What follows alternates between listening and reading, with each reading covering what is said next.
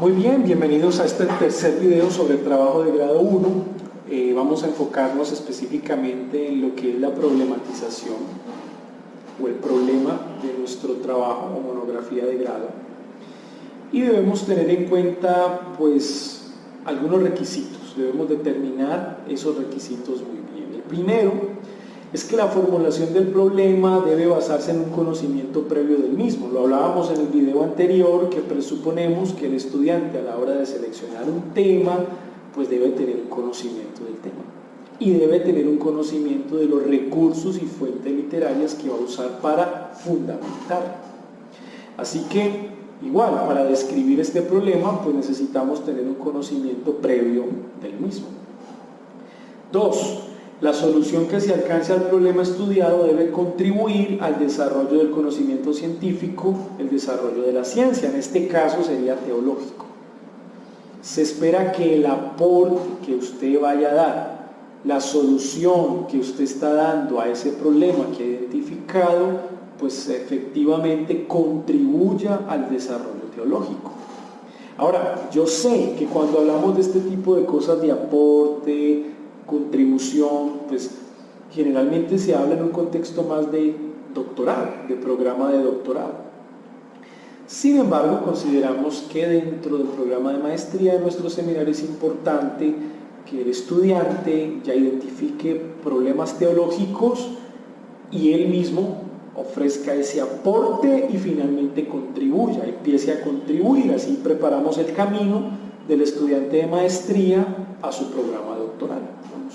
Sirve de preparación, así que el estudiante de maestría debe ya familiarizarse con esa contribución en el desarrollo de un tema específico dentro de la teología.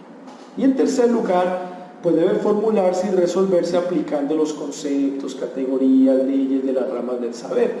Nosotros, recuerden, necesitamos comprender muy bien lo que significa el desarrollo de nuestra tesis. No podemos dar por hecho ciertas cosas, necesitamos comprobarlas. Y ese ejercicio de comprobar ciertas cosas pues nos va a llevar a profundizar más en nuestra investigación.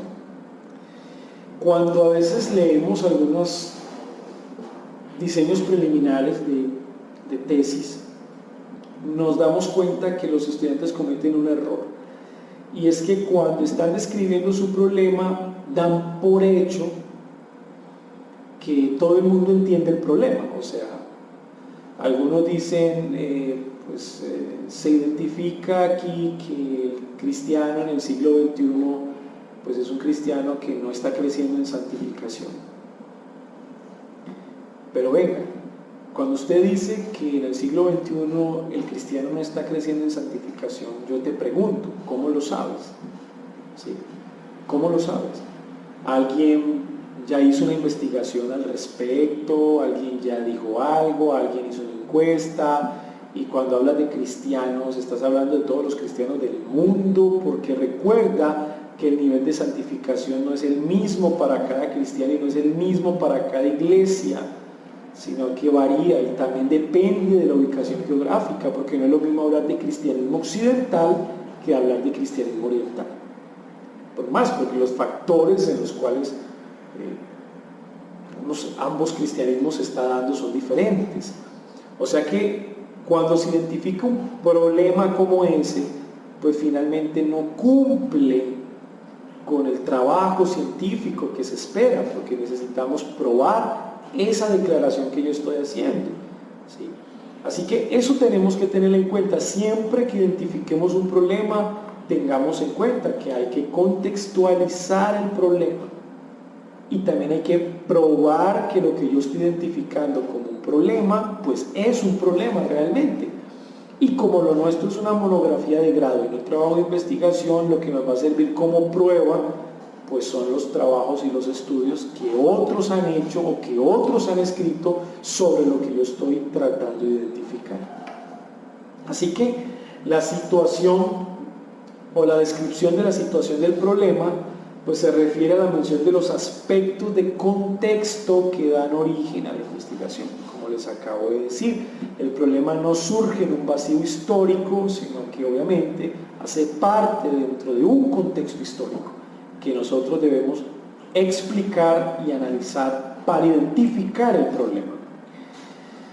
En este apartado deben mencionarse los antecedentes del estudio, los hechos que originan la inquietud, por eso les hablaba, averiguar qué otras personas han escrito sobre el tema, qué han dicho, a qué conclusiones han llegado, todo eso sirve precisamente como antecedentes al problema.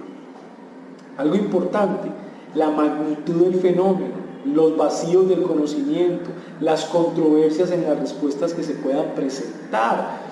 Ustedes saben que el problema que yo he identificado, otros tal vez lo han identificado y tal vez ya lo han resuelto, ¿no? Y si ya lo han resuelto, me permite analizar si resolvieron completamente el problema o esa respuesta que dieron en ese entonces ese problema, pues plantea un nuevo problema que me sirve a mí para darle respuesta. ¿Entienden? Es por eso conocer muy bien los antecedentes, lo que se ha escrito en torno al tema, ¿sí? Con respecto a la formulación del problema de investigación, pues se espera que digamos, se presente de manera concisa, clara, precisa, simple, sin ser simplista, ¿sí? Que cuando se lea el problema pues no sea tan complejo que definitivamente no entendamos cuál es el problema, sino que sea simple, claro, preciso y bueno, sirva efectivamente para darnos ya un panorama y preparar el camino para lo que viene a continuación en el desarrollo de la tesis. Esta problematización pues debe alojarnos finalmente la pregunta fundamental o formulación del problema. Esa pregunta fundamental es la que nosotros esperamos resolver en el desarrollo de la monografía de grado.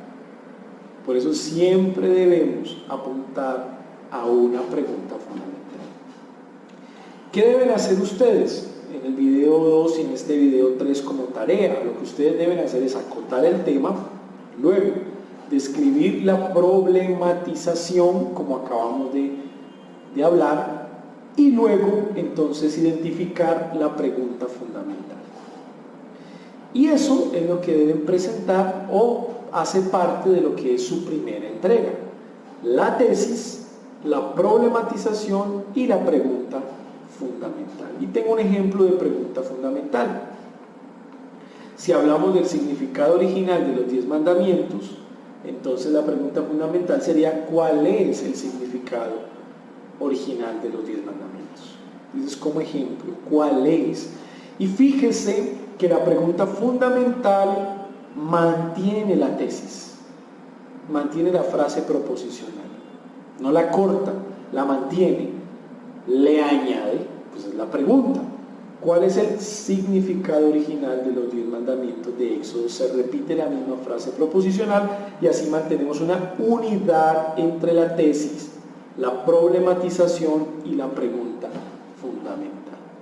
Así que espero que haya servido un poco para que puedan avanzar y hacer la primera entrega en la fecha respectiva. Recuerden, deben estar pendientes de la fecha de entrega para no tener